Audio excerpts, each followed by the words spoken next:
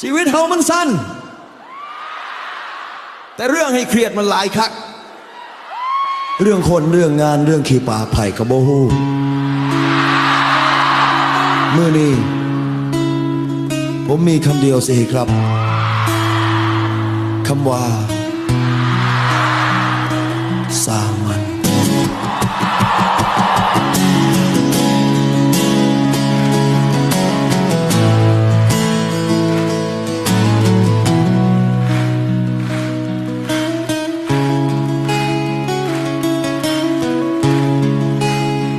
ไผสิสั่งเฮา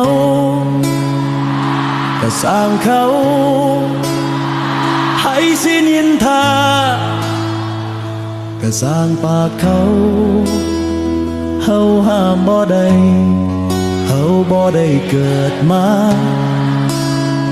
เพื่อให้ทุกคนหักเฮาเกิดมาเพื่อสู้ในทางของเฮา